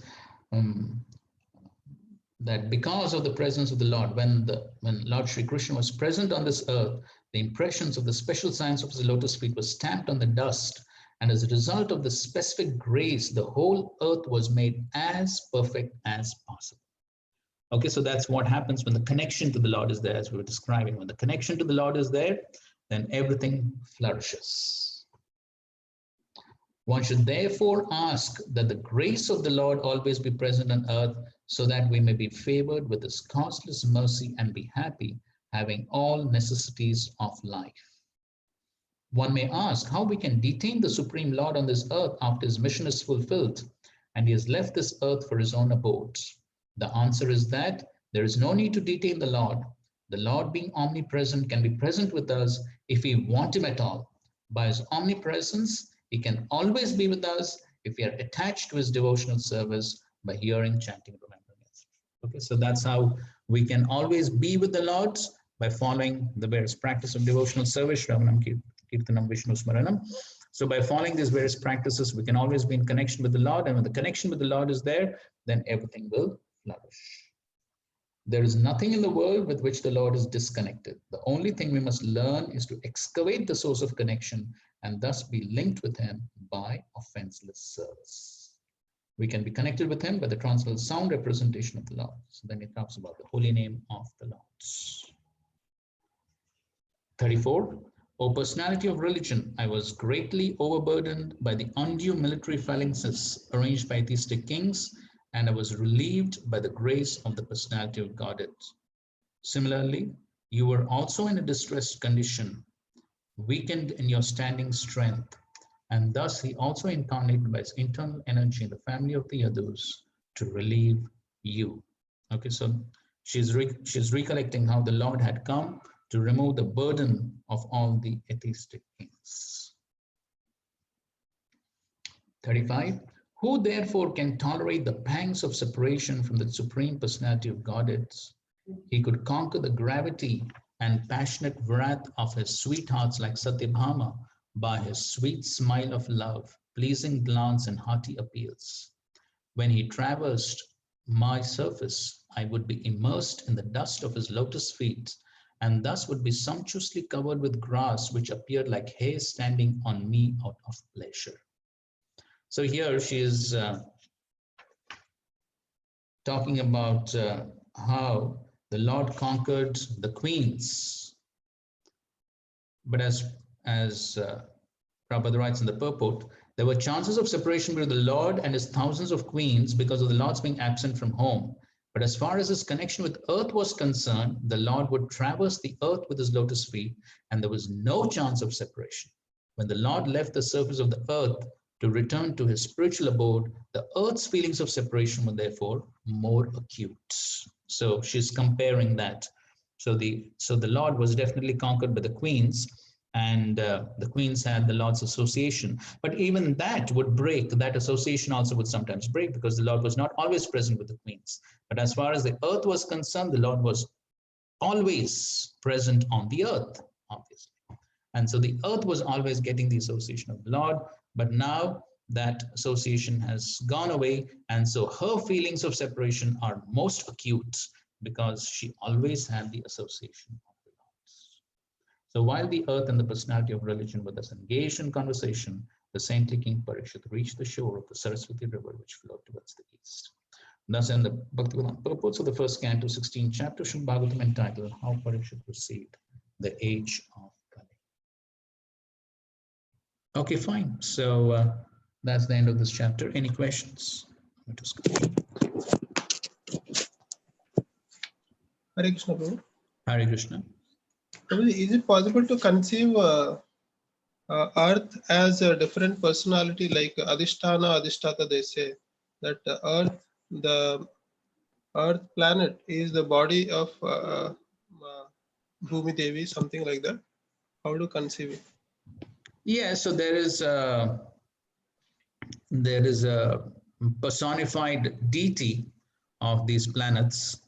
So everything has a personified deity, like even the Vedas, rivers, Ganges, Yamuna, all of them are personified, have personified deities and personified devatas, goddesses.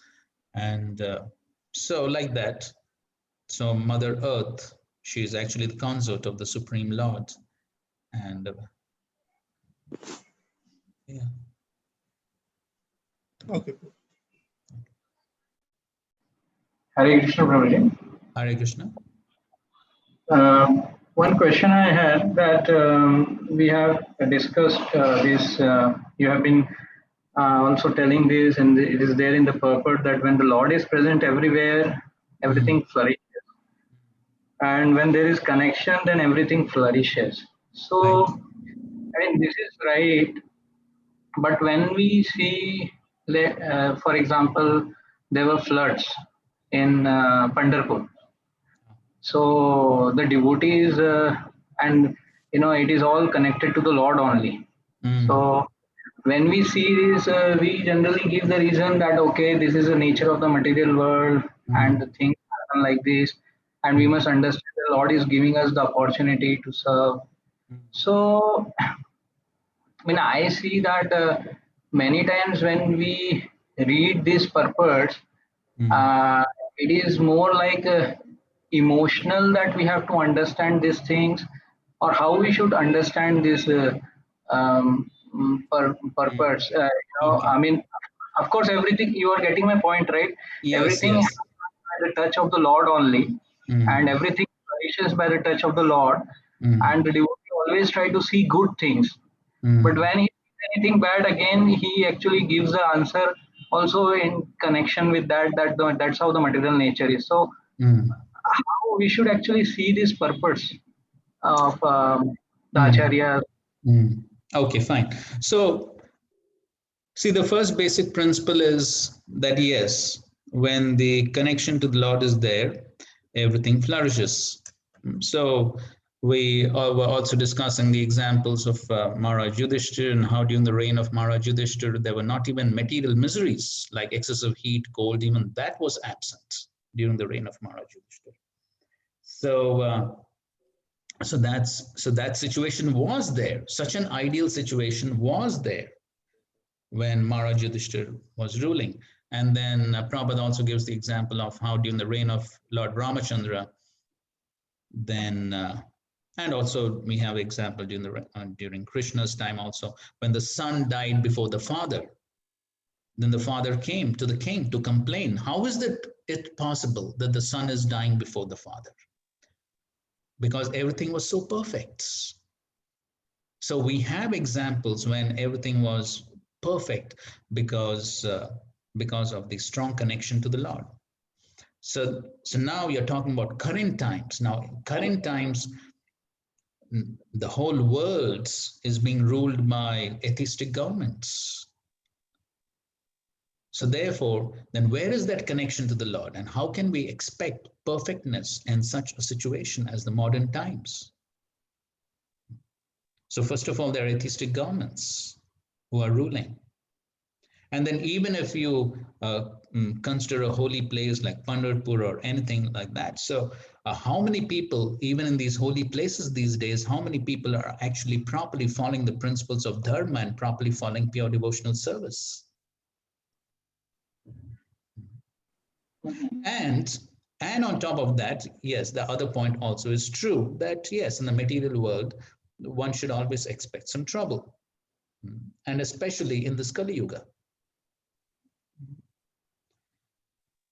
And the Lord definitely has a plan for everything. Now, even in the lives of Pandavas, now the Pandavas were definitely pure devotees, but then even in their lives, we find so many miseries. And that's what Lord Bhishmadev says. As he's lying on the bed of arrows, seeing the Pandavas, then Bhishmadev also says that who can understand the plan of the Lord? Even the greatest of philosophers cannot understand.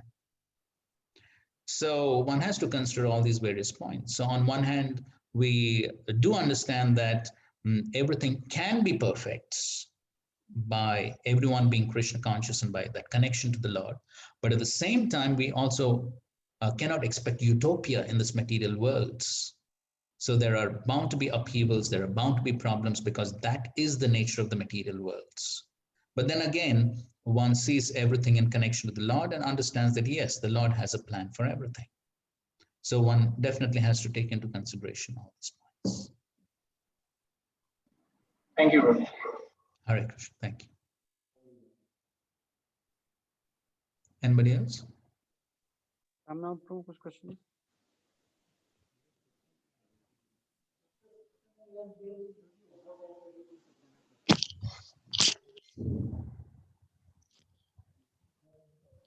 Hare Krishna, Prabhuji.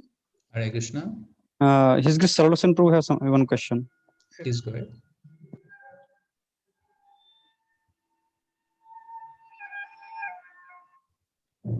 हरे कृष्ण भाई, दंडवत प्रणाम। हाँ, दंडवत प्रणाम सलक्षण प्रभु। Yes प्रभु। हरे कृष्ण प्रभु जी, आपने बताया कि भरत महाराज का एक स्पिरिचुअल मास्टर नहीं थे उनको गाइड करने के लिए, लेकिन बाद में हम देखते हैं कि ये जो जड़ भरत है उनको भी कोई स्पिरिचुअल मास्टर ऐसे हम पढ़ते नहीं है, तो उनके बारे में थोड़ा एक्सप्लेन कर सकते हैं? ठीक है। ऑफ कोर्स जब वो जड़ भरत बन गए तो वो ऑलरेडी परमहंस थे। तो इसलिए परमहंस के स्तर पर नीचे गिरना वो तो असंभव है। और तो फिर हम देखते हैं कि जड़ भरत के रूप में तो उन्होंने तो कुछ वैसे किया भी नहीं, क्योंकि वो ऑलरेडी परमहंस थे और फिर कुछ प्रॉब्लम नहीं था। लेकिन भरत महाराज Prabhupada writes early stages of bhava, and so there were still some chances. And so therefore, Prabhupada writes that because he didn't consult a spiritual master, therefore he fell down. So in that purport, Prabhupada writes, if one always follows the instructions of the spiritual master, there is no question of fall down. Prabhupada writes the statement. So, so Bharat Maharaj, when he got attached to the deer, so obviously if he had a spiritual master or he consulted the spiritual master, maybe he had spiritual master but didn't consult. We don't know. Bhagavatam doesn't give the details. But in any case, he didn't consult a spiritual master. And so then, because if he had consulted, then the spiritual master would obviously have told him that your attachment to the deer is becoming too much. You're doing it at the cost of your spiritual practices. So give it up. So, but then he didn't consult anyone. He didn't consult anyone, and we saw the result. So, and of course, Prabhupada also explains that the entire pastime of Bharat Maharaj has been orchestrated by the Lord to teach us a lesson. That how much ever exalted one may be, one always has to be very careful.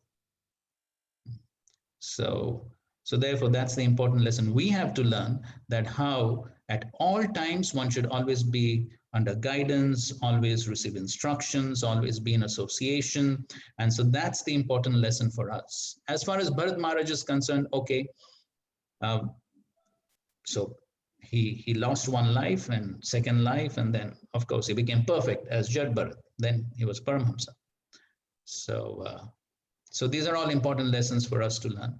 As far as Bharat Maharaj, yes, Bharat Maharaj, when he was Bharat Maharaj, he was still not so advanced, and so he required that consultation at that time.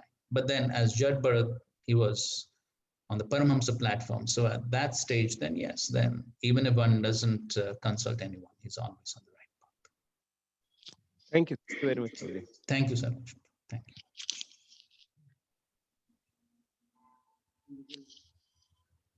Any other questions?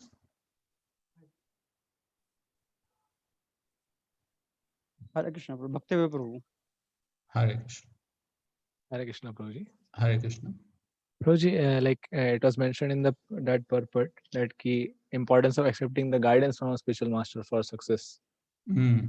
So, but generally, even in the scriptures or in practical life, we see that the vapu of the spiritual master is not available so much. Right. So guidance, practical guidance is only through, like from scriptures, if we see, like for example of Narad Muni, he just preached once and then we never hear that he again met. Many cases we see. And in general also Prabhupada also said he met his spiritual just 4 or 5 times only. He did. So, so guidance, one side we talk about guidance from spiritual master, but it is vapu. Generally, we see that vapu is not so regularly available. Right. Vani is obviously there. Yes. So, what's your question? So when we talk about like guidance, so it is appearing that just like whatever is already available in the form of Vani, that is given more prominence. Yes. So the first point to understand, when we talk of spiritual master, somehow the conditioning is very deep, that when we talk of spiritual master, we only think about the Diksha Guru. But when we talk about spiritual master, Guru, it doesn't mean only Diksha Guru. There is Diksha Guru and there is Shiksha Gurus. So why should we only think about the Diksha Guru for guidance? So Diksha Guru may or may not be available for guidance always. But then, if the Diksha Guru is not available, there are so many other Vaishnavas, there are so many other Shiksha Gurus available for guidance. So, yes, the Diksha Guru's Vani is always available, even though the Vapu may not be there. And one should always be determined to follow those instructions of the Diksha Guru. But then, talking about practical real life situations where guidance is required, then there are so many Shiksha Gurus available who can give us guidance. And that is why Srila Prabhupada created this ISKCON society, where there is that association of devotees. There are some very famous quotes of Srila Prabhupada, where Prabhupada is emphasizing on being within ISKCON. One quote is 4:9:11, 4th Canto, 9th chapter, verse number 11. Dhruva Maharaj's prayers, where Dhruva Maharaj is praying to the Lord to have the association of devotees, where there's the nectarian river of flow of Krishna Katha. There Prabhupada writes that anyone who thinks he can practice Krishna consciousness outside this society, that means the ISKCON society, is simply living in a hallucination. It is impossible. And then there is another quote in the Chaitanya Charitamrita. This is Chaitanya Charitamrita, Madhya Leela, 19th chapter. I suppose it's verse number 156 or 157. There Prabhupada also again very emphatically, Prabhupada says that even if one thinks that there are only pseudo devotees or non-devotees in the society, still one must stick to the society. So Prabhupada has given great emphasis on being within the society of devotees. And so therefore, if one is not getting the guidance or the association of the Diksha Guru, but then there are so many Shiksha Gurus. Yes. So, but somehow, when the word spiritual master comes, we are conditioned to think of only the Diksha Guru. But that's not the case.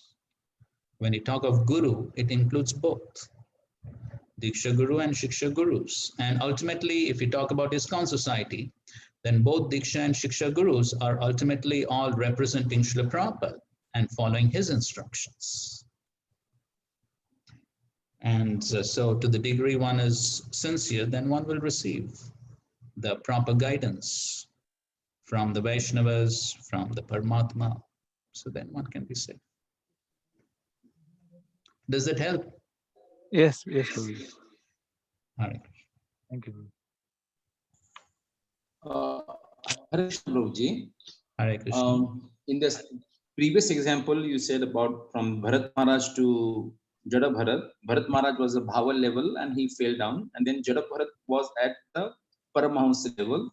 So I was wondering what was that happened that made a transformation from that fall down level to the Paramahamsa level? Is that because in between there is only a deer's body? Yes, that's true. But then, of course, he learned his lesson. So he learned his lesson, and then he never forgot about his previous lives. So even in the body of a deer, he was associating with great sadhus and rishis. And then when he got the body of Jad Bharat, then he was even more strict. And so therefore, then he disassociated himself practically from the material world, and he was simply fixed in devotional service. And so that's how, of course, he was already on a very elevated platform, even as Bharat Maharaj. But then as Jad Bharat, then because he had learned his lesson, then he became even more strict. And that's how he was on that very elevated. Thank you, Prabhu. All right.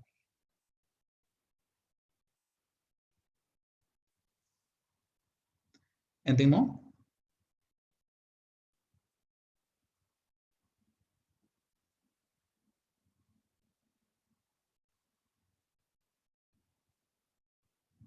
Okay, fine. So if there are no more questions, then we'll stop for today, and we will continue our discussions tomorrow on the 17th chapter.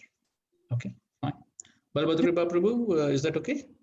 Last time we discussed we are going to extend till 1:30. Yes, but I don't want to start a new chapter now. So we can conclude today, and we can start the new chapter tomorrow. And because these chapters are not too long, tomorrow's chapter is longer. Today's chapter was short. So the 17th chapter is longer. And so tomorrow we may have to extend. So The next 3 days, maybe we'll have to extend. Prabhuji, understand. Yes. Thank So you, Prabhuji. next 3 days we'll have till 1:30. Yes, Prabhuji. Today's chapter was a little small, so it's okay. Thank you, Prabhuji. Okay, thank you all very much for your kind attention. Srila Prabhupada ki jai, Granth Raj Srimad Bhagavatam ki jai. Samved. Yeah.